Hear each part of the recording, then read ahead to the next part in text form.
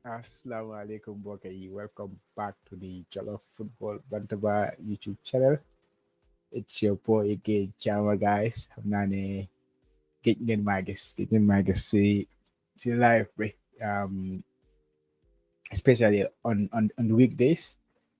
Last week also we were not around for the Gambia football show, so I would say since last week. Yeah, but I'm back and then, here for the Scorpions weekend recap, guys. To look back into the week, it was another interesting week as far as Gambian footballers are concerned across the globe. Some important development also, taking place. One that happened today. Modou Jatta making a move to United Arab Emirates. I will get to that.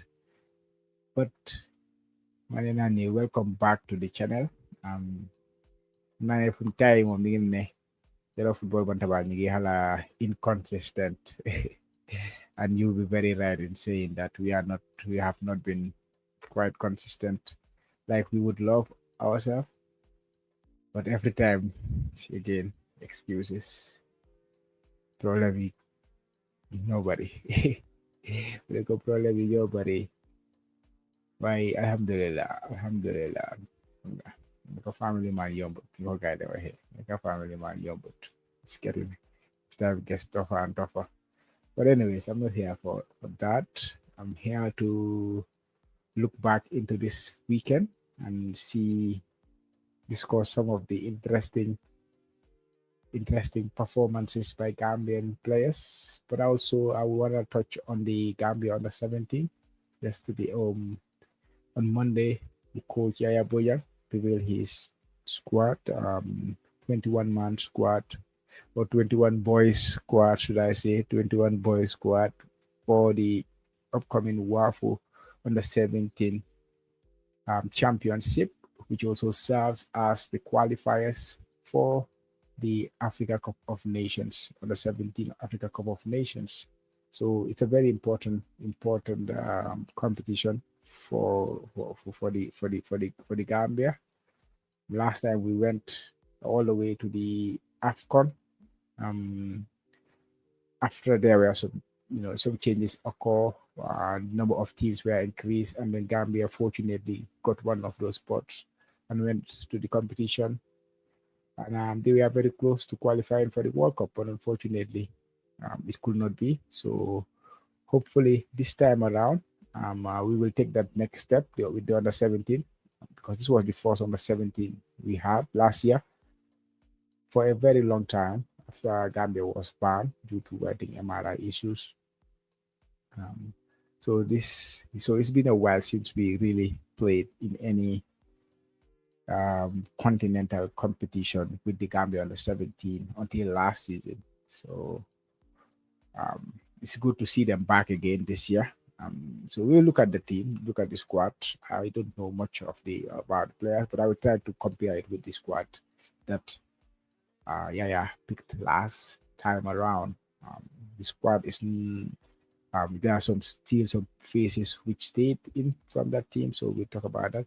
But also next week, um, next week the start of the October international break. Time flies, guys. Like the September international break was like yesterday. Gambia playing Burundi and what was the other country? Kenya, playing inside Kenya, and then like after this weekend we are entering another international break. So it's quite things are coming thick and fast. Johnny should be naming his squad this week, so we expect him to name his 23 to 25 man squad between those two on Thursday or on Friday. So we will learn about the squad. So there should be some changes in that squad. But my friend, my brother ML Boy Bakau, I'm sure you guys know him. He has, he's one of the most current when it comes to Gambian foreign players.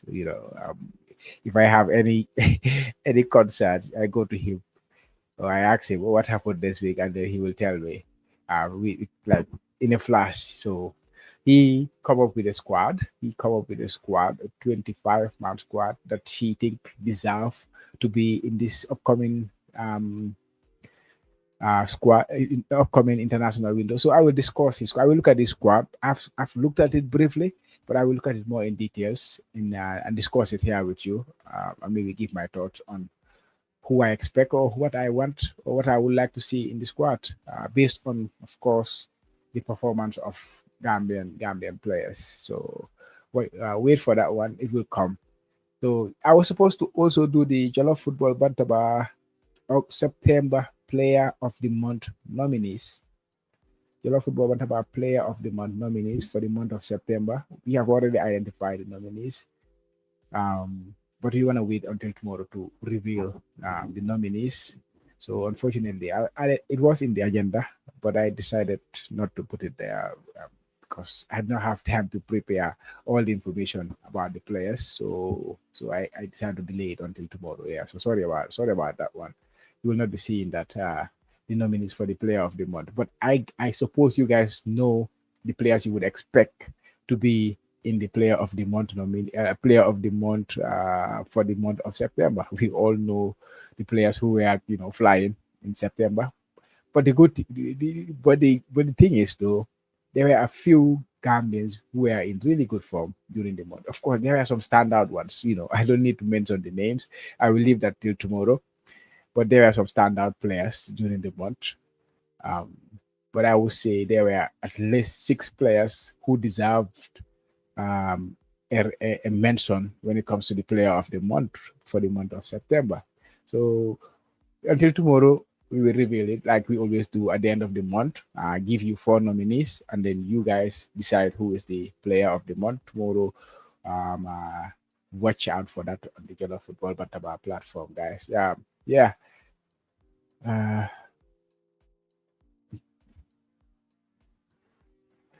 Yeah, I was just looking at some of the comments. Yeah, so that's what I have for you guys today. It's gonna be the key weekend recap, the key weekend updates, the under 17 and the national team squad as predicted by ML Boy Bakauli. Then we will discuss that team, guys. So without wasting a lot of time, let's get into it. So if you are watching me on Facebook, Instagram, YouTube, and on TikTok, we are on all 4 platforms. I'm on all 4 platforms right now. So wherever you are watching me, please come in with your thoughts, your comments, your questions, or if you want to contribute in this and keep me company along the way. I will try to keep it short, which I'm not an expert on, trying to keep things short, but I will try my best to keep this one short. Yeah, let's get into it. Starting with the weekend recap. There were some there were some very, very good performances over the course of the weekend, from Friday, Saturday, Sunday, and even on Monday yesterday. There were some brilliant performances. Can start with Palmer Babu. The Bangladesh League returned this week, and Palmer was on the score sheet. His club Fortis, they won 2-0. Palmer scored both goals. He captained them, of course. So of course, he was the star of that match. Khalifa Jawla, a name that is not very, that is not common within the Gambian sphere, I would say. Khalifa Jawla is a name that we should keep an eye on. He's a young player, young lad, Swedish born, playing for Uzbekistan. That's where Mas Cisse is also playing. Mas Cisse, if you know, he is under Bakari Boyam, the agent of Yanko Minte. He plays same club with Khalifa Jawla. Khalifa is there on loan, but he has started off very, very well. He was there on loan previously, and then he returned, and then he just keep it going. He's just 19. He's a striker as well. Swedish born. He has represented Sweden at youth levels and all that, of course. But he's one of us. He scored 2 goals. They won 2-1 yesterday, Monday. Monday. What are we on? We are on Wednesday. I'm on Tuesday, right? Yeah. almost on Wednesday for me. So sometimes I'm a bit confused because it's night here. It's almost around 11. So yeah, yesterday on Monday he scored a brace in their win 2-1 win. Uh, I think just a couple of weeks ago he also scored one. He also scored another one. He in the month he has been also a brilliant. He has contributed a lot for his club during the month of September. Salih Drammeh, another name. And I see people saying like, uh, should he be in the national team now and all that. I saw it in the comments, anyways. But yeah, he has a shout. He has a shout, definitely. Salih Drammeh. He is another young Gambian playing in Norway, Lillestrome. For him, he was born in the Gambia, then moved to Norway at a very young age. And this season, he joined Lillestrome. Lillestrome is a household name in Norwegian football, even though they are played in Division One Norwegian League, but they are a household name in Norwegian football. Um, they won 5-1, and it was an important win. It was a crucial win. I would not even say crucial, but it was an important win because that was the win that ensured they gained promotion back to the top tier of the Norwegian League. They won 5-1, and Salu scored a goal and assisted one.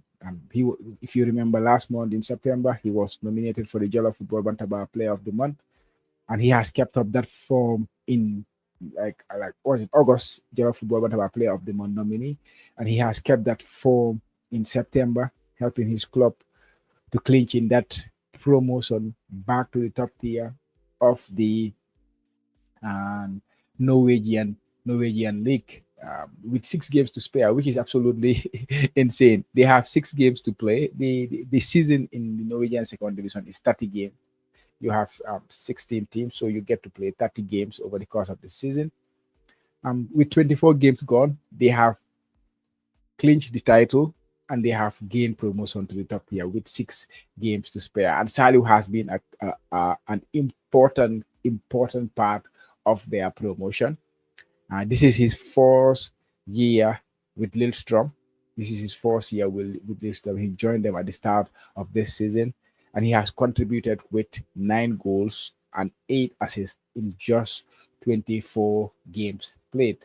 So that is 17 goal involvements in 24 games, like which is something of these are the numbers that attacking players dream of, to get 17 goal involvement over the course of the season, contributed in the assists, contributing in the goal count, and now they are going up to the top tier of the Norwegian league.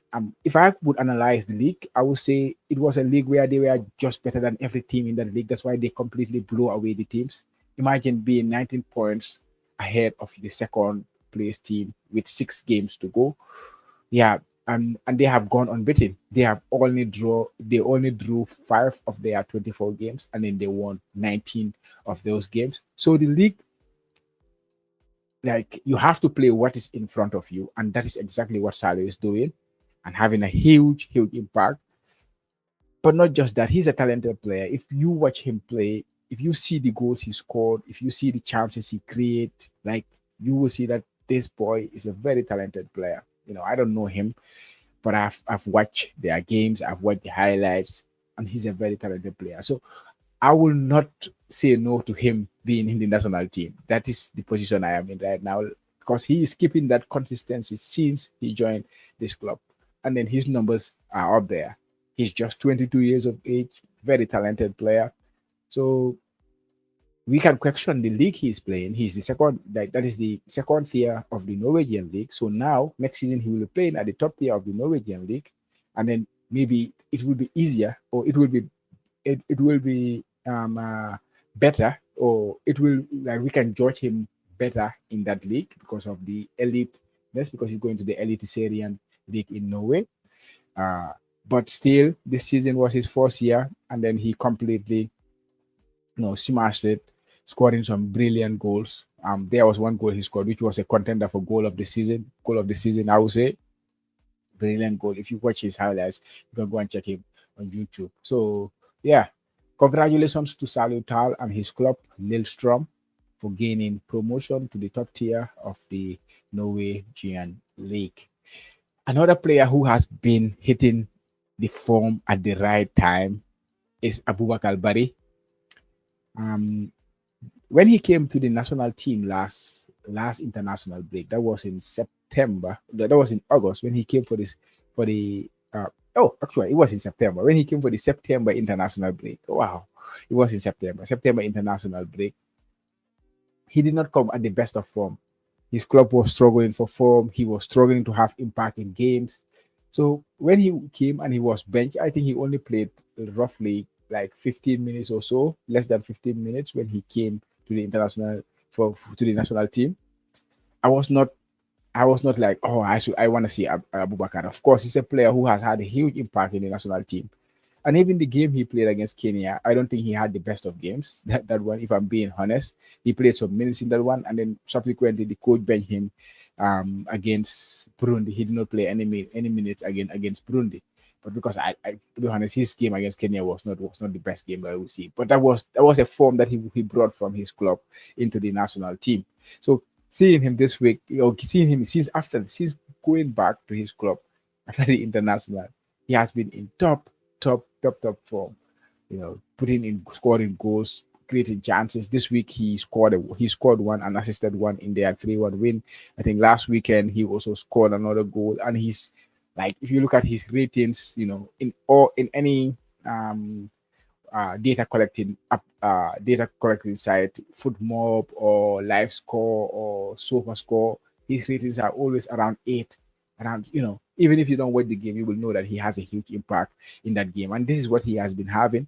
Even in games where he did not score, his numbers have, or his rating have been high up there. So yeah, he's a player who's coming in good form into this international break. So I'll be surprised this time if he don't play. Unlike the last time he came, I was not surprised when he did not start any of the two games and only played a few minutes.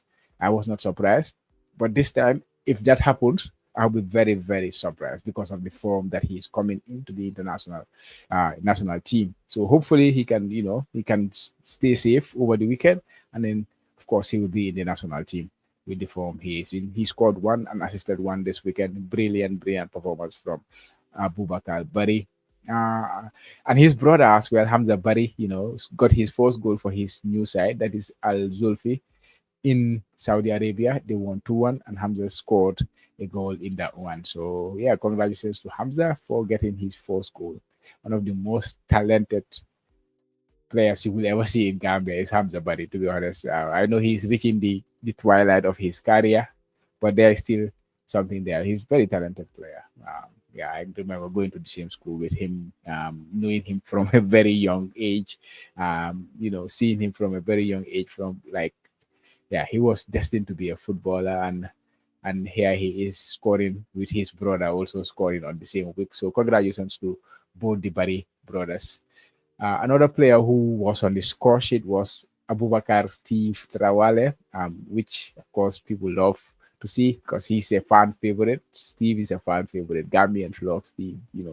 Wonderful guy. So it's great to see him back. Great to see him back playing. Great to see him back scoring goals. This is his second goal for his side, Paide.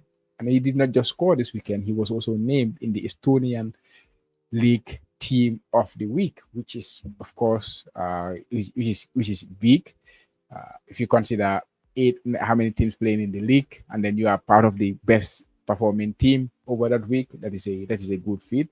And he just joining them recently, less than 2-3 weeks, and you can already see the huge impact that he's having. They won 3-2 in that one. Ibrahim Jajustek was in the goal for that one. If you go to close to me here, Manila, Sekuba Sise scored for Manila Diggers. They won 1-0. He was man of the match in that one. Joseph Cisse, not Jasper. Joseph Cisse scored a brilliant goal. I would say he scored the best goal of the weekend that I saw from a Gambia. It was absolutely brilliant, that goal. He coming off the bench and scoring for in Empoli's 2-2 draw.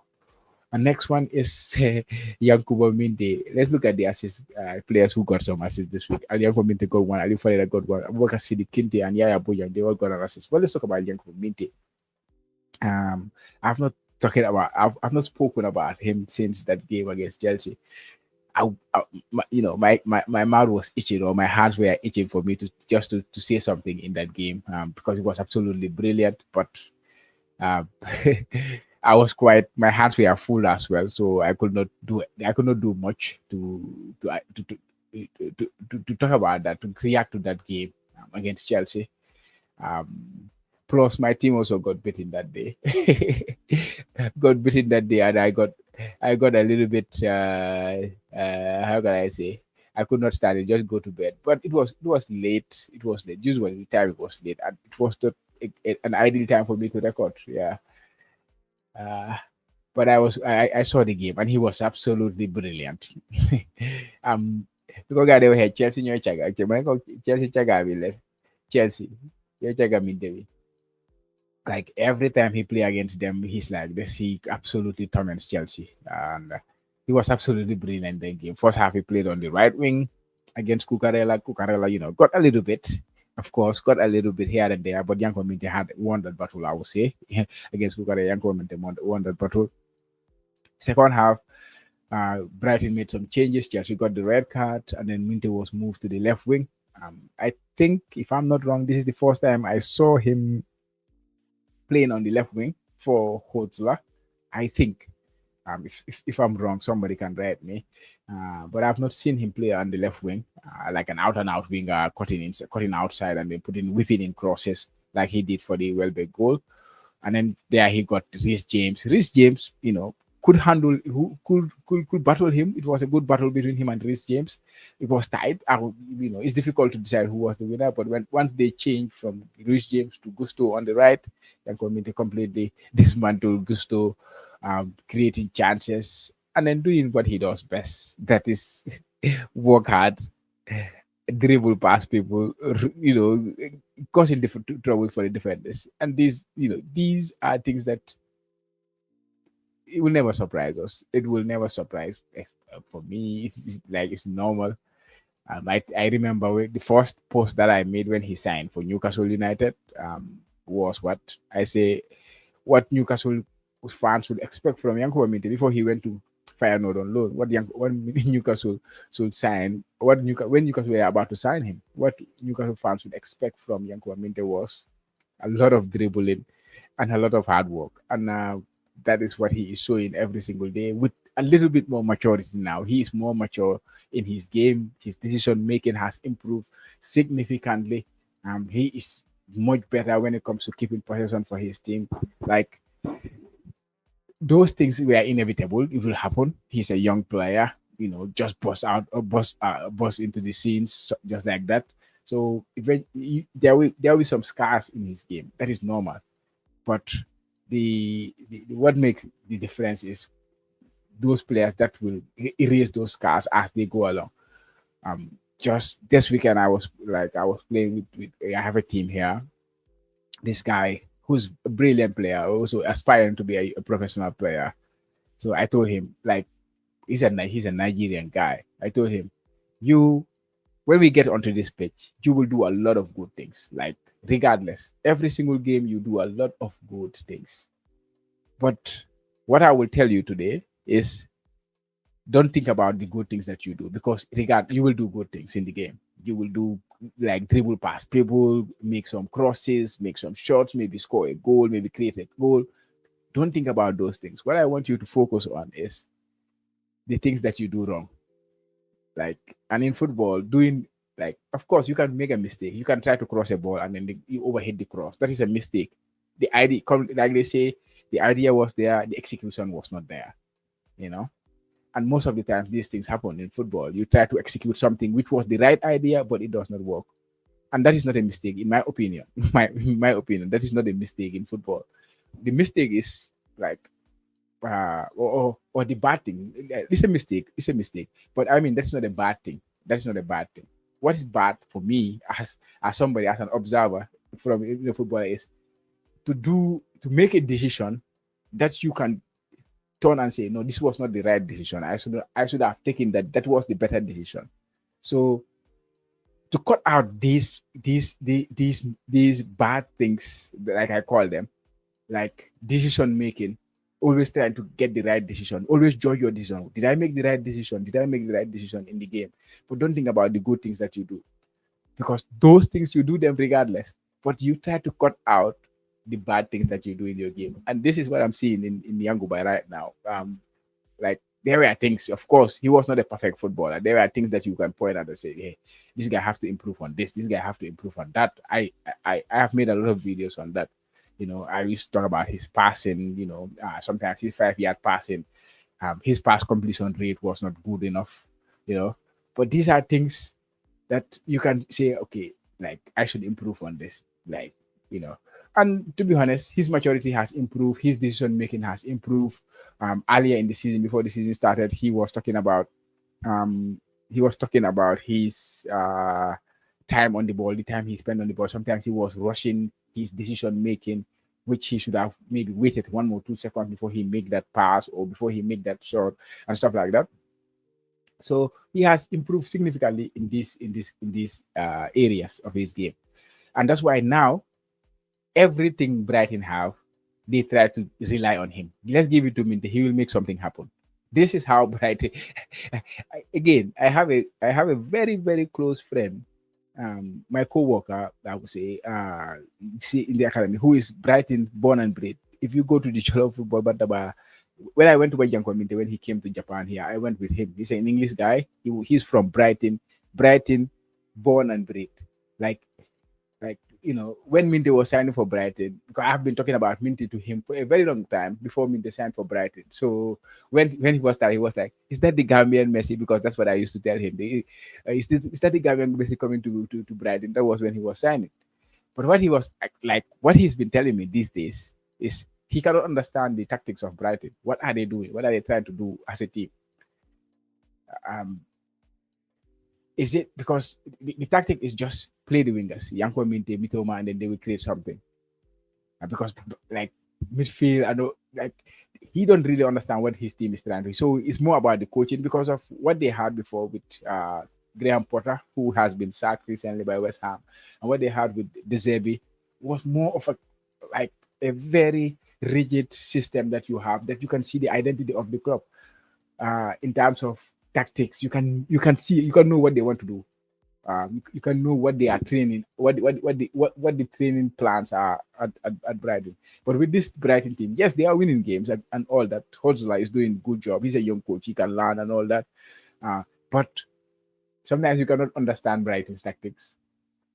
So it seems like it's relying on Minte and Mitoma to create all the chances.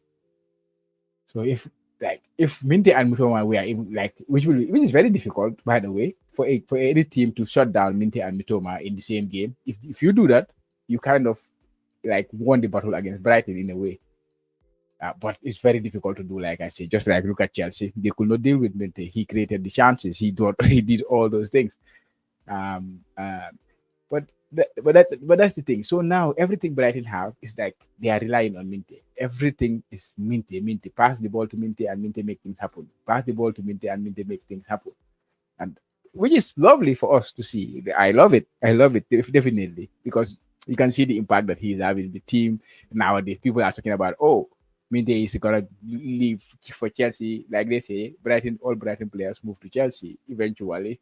Like that have they are their market. So it's an audition when Brighton play Chelsea. It's an audition for the Brighton players to impress the Chelsea hierarchy so that they can move to Chelsea next. But I don't think Minte will. I don't know. I will not say I don't think, but I don't know. But yeah, it was a brilliant game from him against Chelsea. Like just like last season when he scored that brace against them, he followed that up with another very very strong performance against Chelsea. Getting another assist. It means now in the last 3 games he got an assist, a goal, and an assist. So all the games he has played for Brighton in the month of September, he either scored or assisted. He's been their best player. Prior to that, he was their best player. He was their player of the month for the month of August. And then in September, I'll be very, very surprised if he's not Brighton's player of the month again for the month of September. That's how impactful he has been for Brighton so far this season. And long may it continue. I expect it to continue. I expect it to continue because of the talent he is. But yeah, ñu ko ñaanal rek yàlla continue. Yàlla continue. Ko yokkal ñaan. Aliou Fadera tamit Aliou Fadera too has been very very good since he coming back from the national team, scoring that and assisted his first Gambia international goal in the game against Burundi when he got the goal and an assist. Follow that up, go to his club, Sassuolo, scored his first goal in the Serie A for them. And this weekend, he also come off the bench and then created a chance, created an assist. They won the game 3-1. That is another assist. So he also has a very, very good month of September. Month of September, yeah. Very good month. Abubakar Sidi Kinte returned from his suspension. He was suspended since he got that red card. I think that was just around the international break. So he has missed a few games until last midweek. He came back. They won, and then he played this weekend too. They won 3-1. He got a goal. He got an assist in that one. Abubakar Sidi Kinte. Hopefully he will make his debut in the upcoming international window. I expect him to be in the squad, despite that. Yaya Bojang, another promising young player playing for Orange. He was starting ahead of James Gomez. He's in the same team as James Gomez, the Gambian national team defender. Like, I will not say he's a veteran in the national team, but he has been a very long-serving player in the Gambian national team now. So now Yaya Bojang, 19 or 20, is keeping James on the bench at Orange. So which is very interesting. Yaya got an assist this weekend, but they lost 5-1. That's the bad thing. Yaya was in the team, they lost 5-1. But him taking, James's place in the team is quite interesting. It's quite interesting. Ma ne ko suma waaji kan la ni Habib ziare naa la ma ne ko bi suma baay ma suma yaa ma ko jox coach moo ma jox bi coach wala coach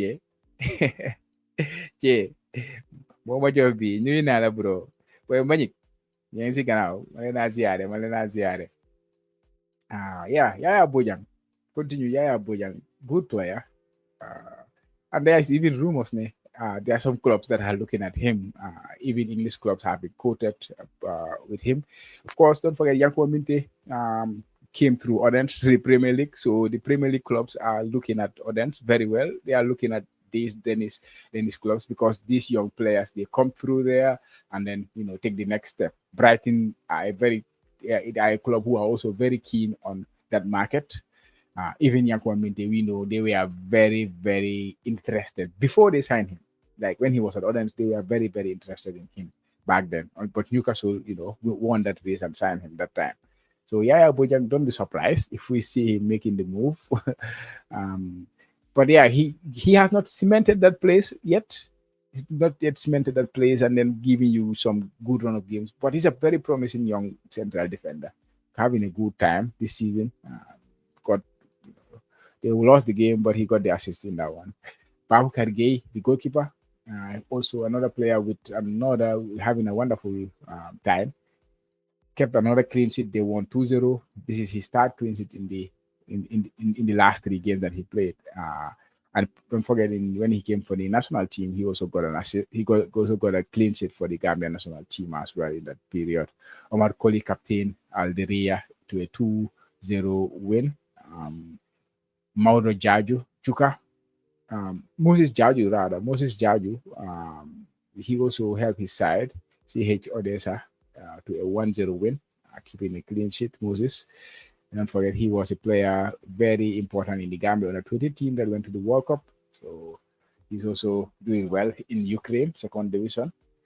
Another name that has not come to the picture very much, this is a name I owe to my brother, ML. Boy Bakau. That is Tijan Sohna.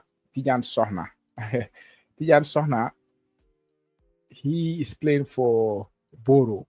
Boro is in the Bulgarian top tier league. They are in the Bulgarian top tier. Where Seni Sanyang, the left back, is playing. Tijan Sohna is also a left back, having a very good time. Like in the month, they have not lost a single game, and he has been starting every single one. I don't know if he was born in Spain, but he's a Spanish national. Like he's a Spanish national, but of course he's a Gambian. We all know that deal, right? Um, so he's a player. Don't be surprised to see him in the national team at some point. I don't think this one will be that one.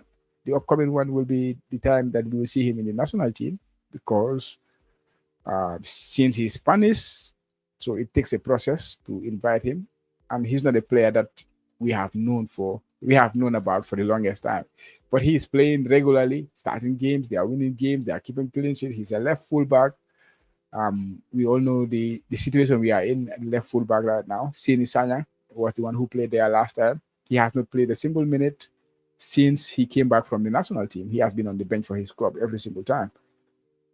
So that is a worry when we come to the national team squad selection. Buture is not coming, according to reports. He don't want to come to the national team at this moment.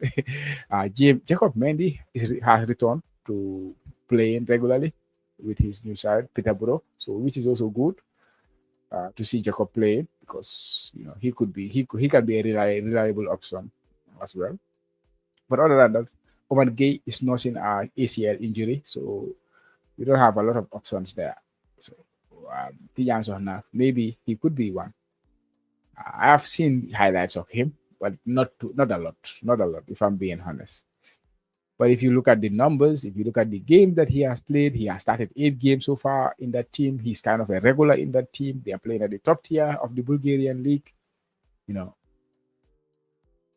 and these are the places that our players are coming from. Some of our players are coming from. So if he's playing at the same league and then being consistent, regular, I think he's somebody we should look at. And like I say, he's a Spanish national.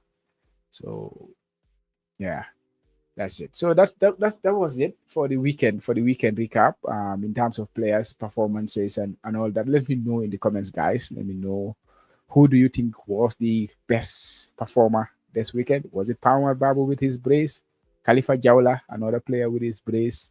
Abubakar Bari, who scored and assisted? Salih Drammeh, who got a goal and an assist? Steve Tarawale, who is also in the team of the month for the Estonian League? Sekuba Sise, who also was man of the match for Manila Diggers?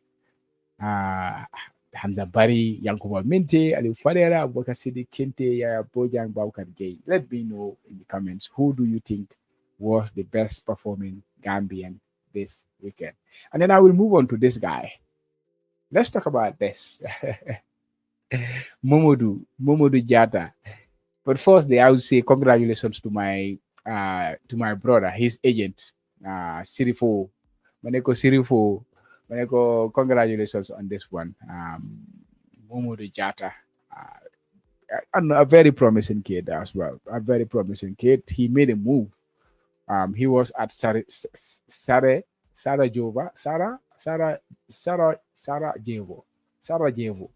yeah, Sarajevo in Bosnia. Had a very good impact there. Played in the Champions League qualifiers, Europa qualifiers. Very promising young player. He was part of the Gambia under-20 team that went to the All Africa Games. Had a good tournament there. Then they made this move. Now he's making another move after 1 year in Bosnia. He's moving to United Arab Emirates to join Al Jazeera. Yeah, a club where former Arsenal player is also playing. That is El Nene, Mohamed El Nene. He's playing there. Banza, what is it? There's Banza. Congolese Banza is also there. Some good names are there in the team. So we have signed for them. I will just go to 44. He's the expert when it comes to player transfers in the Gambia. So let's go and look at his page, and then just read through his 44. Give me a second, guys. Okay, 4 is here. Right. Let's read his report on the transfer. Let's read his report on the transfer. So it's here official. Say Modou Jatta has signed a 3-year plus 1 permanent contract with United Arab Emirates Pro League club Al Jazeera, moving from Bosnian side Sarajevo. Jatta joined for a fee of 1.8 million euros with a future sell-on clause. Yeah, I saw the club mention that. Sarajevo. He will team up with players like El Nene, Nabil Fekir, and Simon Banza. So there you have it. That is the confirmation from our expert, that is 44, when it comes to transfers on this move. So yeah, it's an interesting one. It's an interesting one, an interesting step in his career. Interesting step in his career. Moving to United Arab Emirates. Of course, don't forget that's the same league that Steve, had a very good time. That was Ajman. When he moved to Ajman, he was very good there. So yeah, it's a good league. It's a decent league, especially in the Asia region. So yeah, hopefully this could be another stepping stone for him for future moves, because of course you can see that there is a sell-on clause. I think he's very talented kid, and I think he can, he has the talent to break through into the top leagues in the world. So yeah, I think, but at this age, moving to United Arab Emirates, which of course, if you look at the club he was at, Sarajevo, Bosnia, I would say it's a step. It's a kind of a step in the step up in a way, step up in a way. But it's sometimes difficult to compare European clubs and European leagues and Asian leagues in that way. So it's kind of, I don't know. I don't know where I stand 100%. I don't know where I stand on the move 100%. But again, players have to look after themselves. They have to look after their careers and all that. So if they think this is the right move for now, then yeah. But I believe he has the talent. He has the ability to play in the top leagues in the world. And I hope to see him play in the top 5 leagues in the world someday. He's a very talented young player. Joining that club at the academy and then immediately having an impact to play in the first team. And now he's moving for a huge sum. That is 1.8 million, Yeah, I just wish him all the best, and congratulations to my brother once again, Sirifo, for making the move. And I hope this is the right move for the player going forward. Yeah. Yeah, but I'm kind of on the fence. I'm kind of on the fence when it comes to the movie. When it comes to the move, I'm kind of on the fence. Yeah, but probably that's the right one for him. Yeah, let's go on. Let's move on to talk about the under 17 rather, the under 17 squad. Let me just bring it up in the screen, for you guys to see. Give me a sec. Let me bring up the the squad. Where is it? That's it there. Yeah. Not this one. Yes. Okay. Yeah, Bojang, the coach of the Gambia under 17, had a press conference like on Monday yesterday, and he revealed his 21-man squad for the WAFU tournament that will be played in Mali next month, almost in a week's time, I would say. He named the 21-man squad involving players from academies in the Gambia and some foreign-based players as well. Yeah, we have a good where we have our chats. Marcus mo waji mo si background mi ke che. Duga sil. Donyo. Ko che nyo wal. Wala niya ba si Instagram be.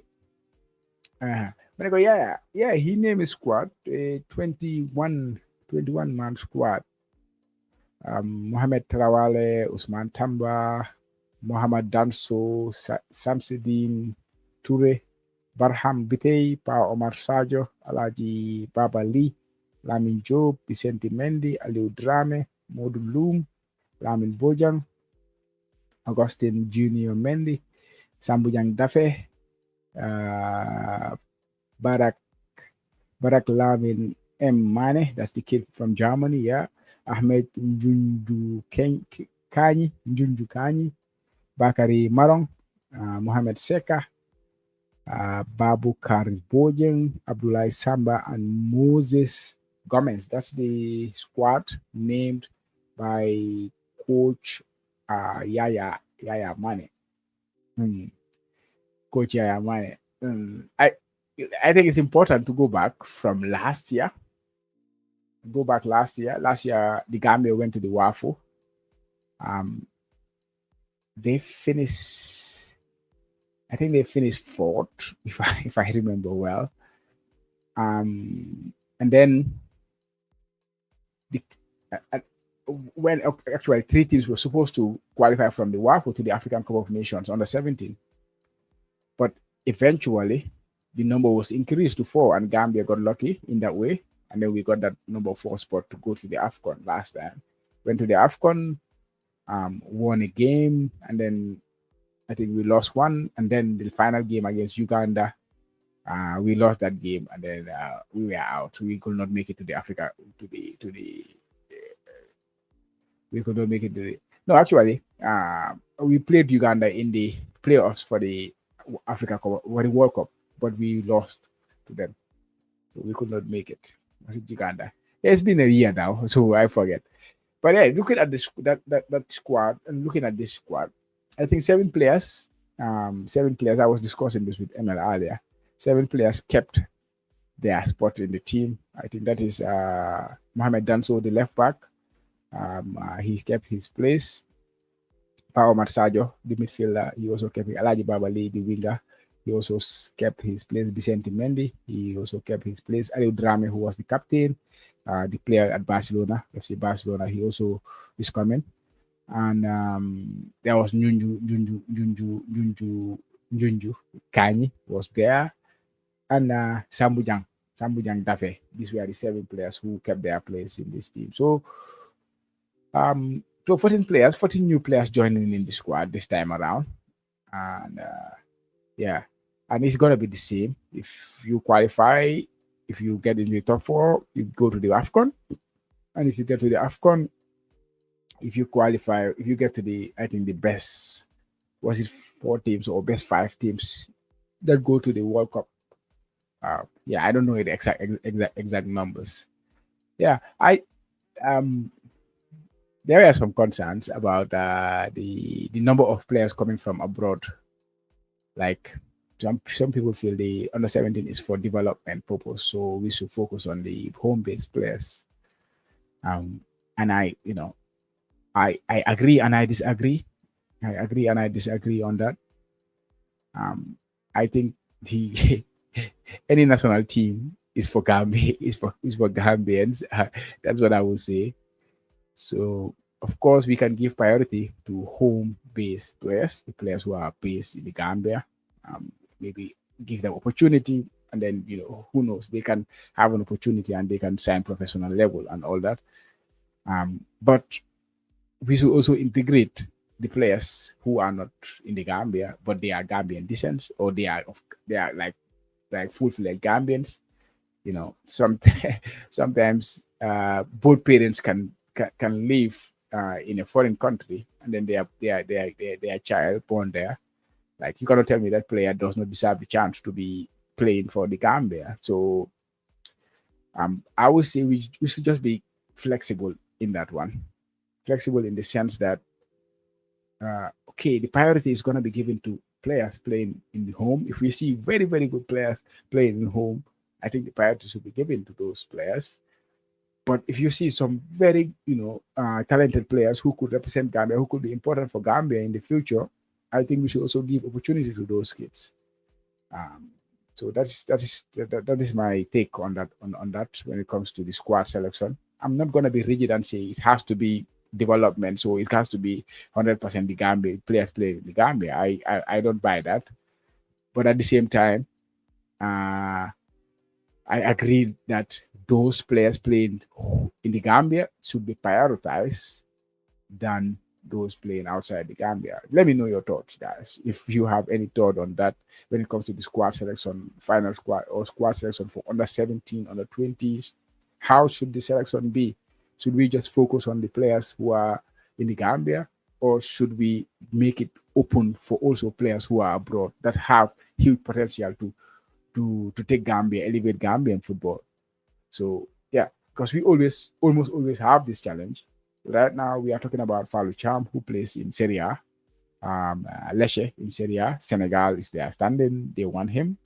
Oh, I don't know Senegal want him, but he's a potential to play for Senegal. But Gambia is there as well.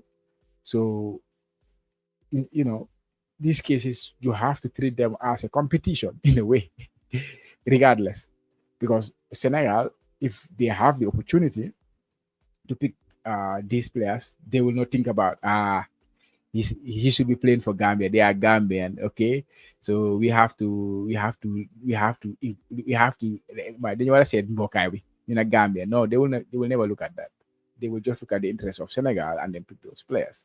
They did the same thing with Nicholas Jackson. You know, we all know Nicholas Jackson where he come from.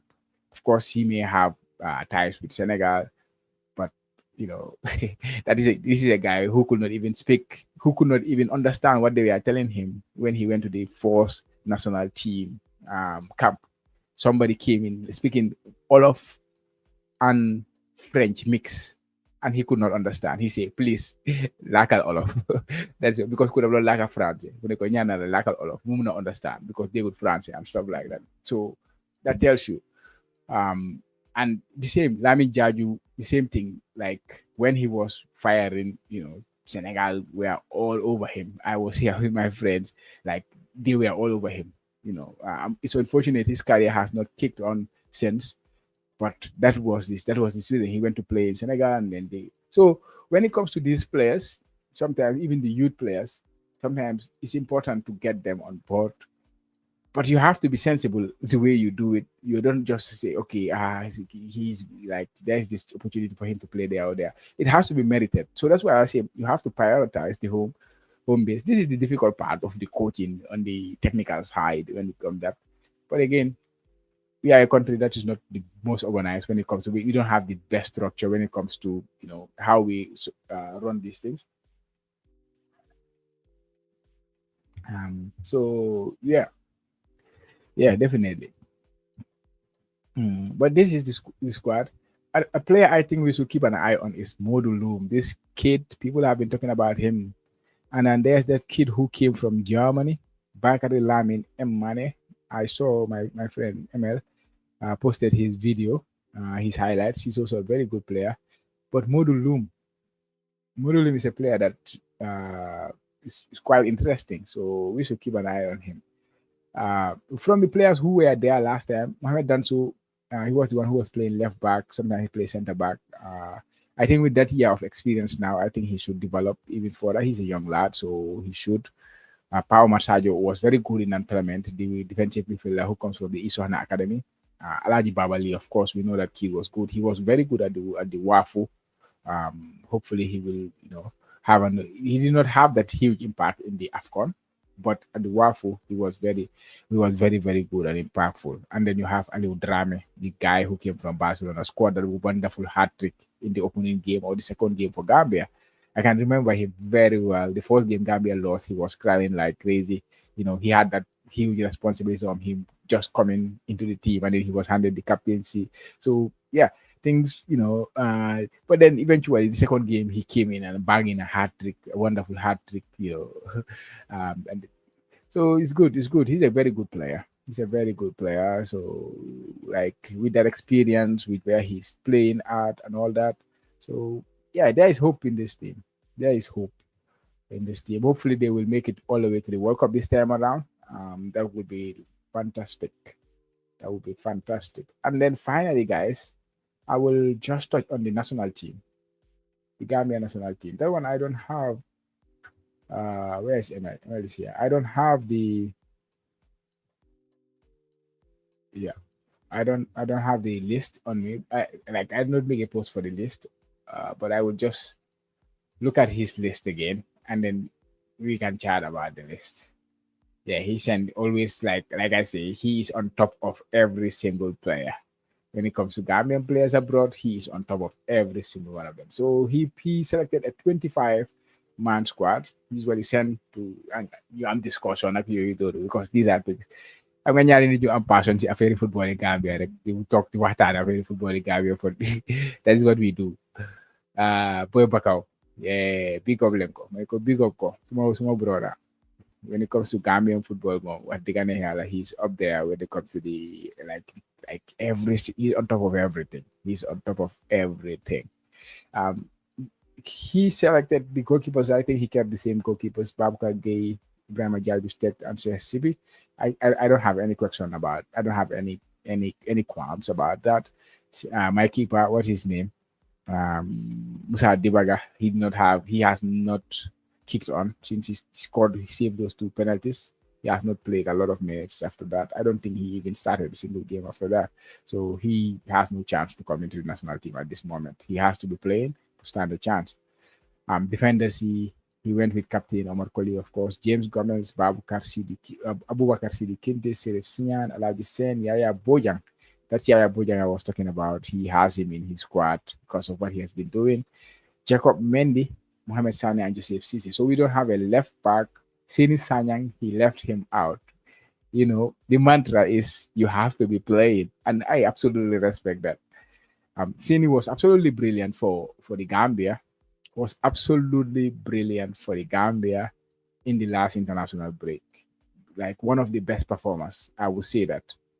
You know, but after that, since he went back to his club, he has not really played.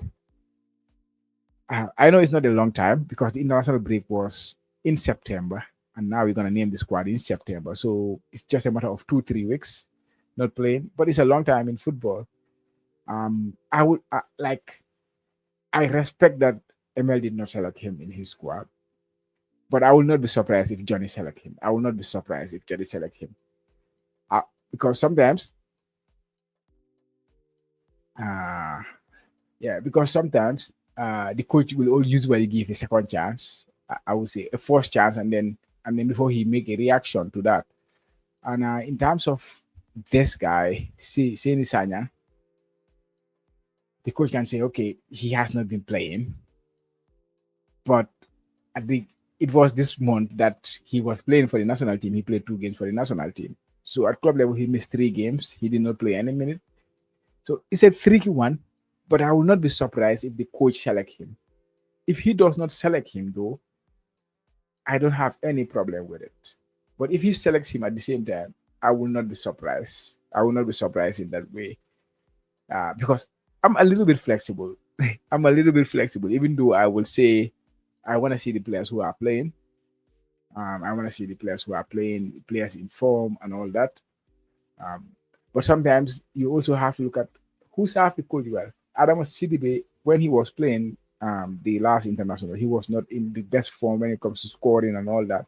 So there were other strikers who were in better form, scoring goals. But the coach went with Adam Sidibe because he was most compatible to the system that he wanted to play. So basically, Aseni has proven this. He has done it for the left central defense, and he has done it for the as a left fullback. So over the last 2 international windows, he has played almost every single meal for the coach. But then went to his club. He was on the bench for 3 games. So is that enough for the coach not to select him? I don't know. But I don't expect it to be. I would say the coach will select him. I would have a problem if the player is not playing for the longest time. You know, where is this player? He's not playing. All of a sudden we see him. Like we saw Sirif Sinya when he came. I did not see him for the longest time. Sirif was not playing almost a whole half season. He was not playing. But in this case, it's just 2-3 weeks. So, and then he's training with the squad. He's in the squad. He's just not playing. And the same situation is with Mahmoud Bajo. It's with Mahmoud Bajo. He's not playing at all. And he's crucial. So I don't know if it is a long time that they did not play that I would say, this will not be in the squad. Yes, I would contradict myself there a little bit because I would love to see the players who are playing. So this is what I think. This is what I think. But let's see what the coach does. ML went for it. He definitely went for it. If you are not playing, you are not in the squad. Very rigid. I love it. Absolutely love it. Uh, in Yes, Alaji said, okay, yeah. So basically, in the squad, every single player he selected is basically playing, is starting. I think the only player who is not like he's been shaky in terms of minutes is James Gomez. James Gomez in terms of he did not start last game, but he's been playing. Sometimes he starts, sometimes he doesn't start. So he's been playing. Let's look at his midfield. His midfield, he went with Karamba Gassama, another name that we should keep an eye on. Karamba Gassama, Abubakar Bari, Ibu Adams, Ibrahima Dabo, Ibi Dabo, and Jasper Cisse. Jasper Cisse. So he left out, ML left out Mahmoud Bajo. And he's not joking. And we all know he's one of the most important players in the national team. He's going to be one of the most important players for the Gambia in the future. But again, he is not playing. Right now, he's not playing at his club. Since he made that move, he's not been playing. Again, I will use the same analogy, or I will use the same logic I use on Seni Sanya. Like it was this month they played for the national team 2 games, and then they went to club level. They are not been playing. So is that enough for not getting selected by the coach? I don't think so. But if they were to be left out, I will not come here and say, look coach would kill, look coach would kill it. I wouldn't do that because I will say they have not proven it at their club level. But I don't think the coach's mind right now, which I'm trying to get into, I don't think he will be like, this player is not playing, so I'm not gonna select him in my team because they have been crucial for him for these games. That is Bajo. Is it Bajo? Is it Sedi Sanya? Yeah, it's a hard one, but let's say I would say, like I say, you want to give a second chance. Like you want to give a chance. If Bajo and Seni go back to their club after this intern. Okay, let's suppose that the coach bring them into this national team and then give them some minutes and play them. And then after the international break, they go back to their clubs and then they did not crack into the first team and they did not start games, they did not play minutes. And then there's the next international break, maybe in November, in December, whatever time it is.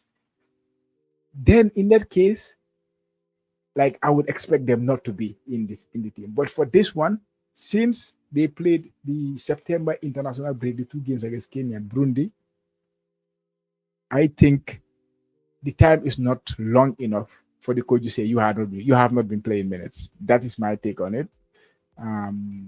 But if they were to be left out, you will not hear me say, these players will be in the team. But as far as I'm concerned, I think they are very important players, and they will be very important players for the Gambia national team for years to come. But again, we have been crying for players who should play, who are playing, should be playing in the national team. So yeah, if they're not in, I don't mind. So let's see what Johnny will come with, and then let's look at the forwards. He went with I think that one is easy. Musa Baro, Yanko Aminte, Aliou Fadera, Alassana Jatta, who has returned, Adama Sidibe, Abdoulaye Bambalai Sanyang, Musa Baro, and Ali Sow. Yeah. So you have Musa, the 2 names who were not there last time, Alassana Jatta and Musa Juara. So for the rest, everyone was there. Musa Baro, Young Committee. You don't need to talk. Aliou Fadera, nothing to say there. Adama Sidibe, nothing to say. Abdoulaye Bambalai Sanyang, likewise. Ali Sow, likewise. Just maybe you question who will start and who will not start, maybe. But Musa Juara, yeah, he's been in very good form, so he deserve a chance. The other one is Alassana Jatta. Yeah, Adama Bojang is currently injured, so he's currently injured. Yeah, and he has not really hit the form that we would expect him to hit, but he's currently injured, so he will be back after the international break. I asked him about that, so I wish him a speedy recovery, so he cannot be available. Yeah, Alassana Jatta has to come. Abdoulaye Cisse has just returned from his club. Another player he left out is Abdoulaye Mane. To be honest, he has not been in the best form. Yusuf Sanyang, he played his first game, but He has not really breakthrough into that team. So yeah, this is lovely. This is lovely for Gambia. This is lovely for Gambia because back in the days, or back in just 1 year, 2 years, 3 years ago, we were looking at the squad and saying, like we are like we are exhausting players to buy yep. So you want to pick yep, pick Netherlands. So we don't have any other players who negatively knock door back. Right now you have a lot of players knocking on the door for the national team. Salute Drammeh, I've mentioned him.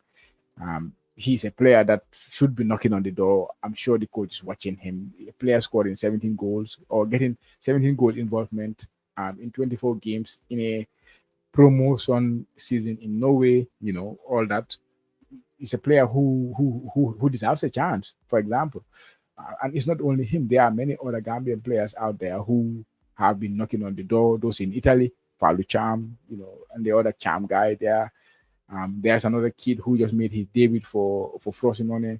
I'm not saying those players should be coming into the national team, but these are all players that could be knocking on the door in the not so distant future. This kid who moves, Jibril Sose, playing at Kalmar FF, they are also on the verge of gaining promotion. They are very close to promotion to the top tier of the Swedish league. The player who just went to UAE, Modou Jatta, these players, they are all knocking on the door. Alassana Yirajang, they are also knocking on the door. There are a lot of players knocking on the door to get into the national team, which is lovely to see that we have a lot of options to choose from.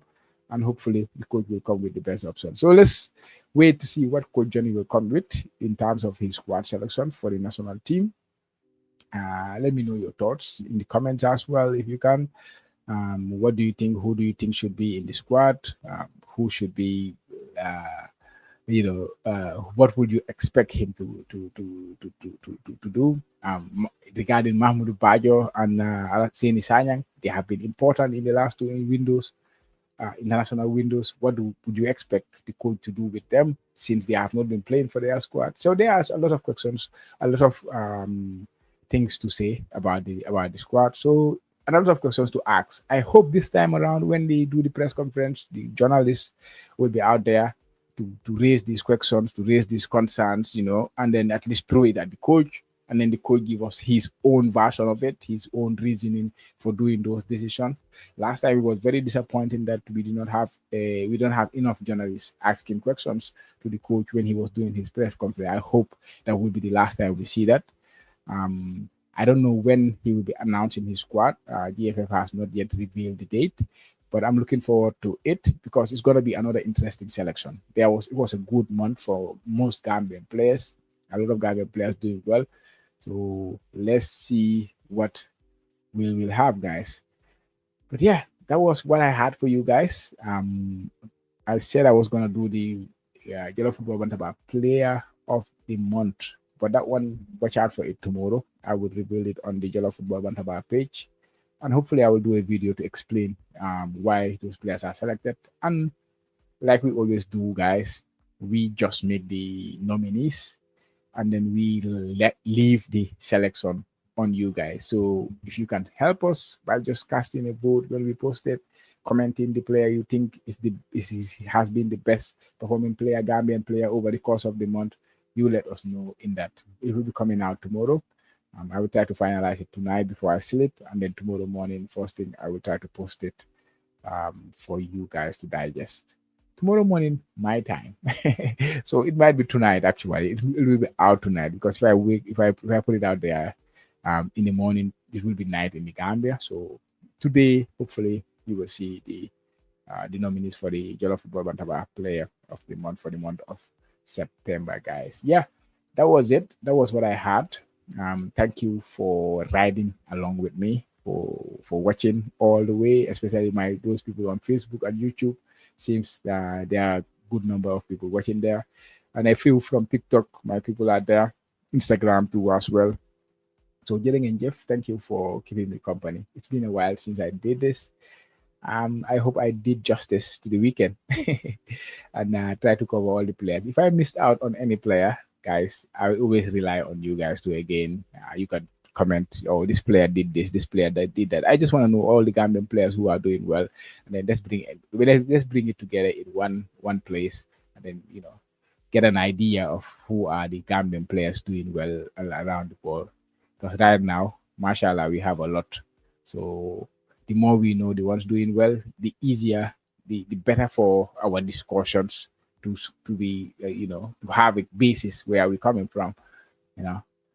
Yeah, I've said a lot of right? I've been trying to cut that from my speeches or from my deliberations, and but I don't know how. I keep trying. At least it's in my mind that I should not say that. So jërë ngeen jëf suma gaay yoon bi di leen jox dig daje bi beneen yoon. Thank you for joining me. Until next time. Goodbye.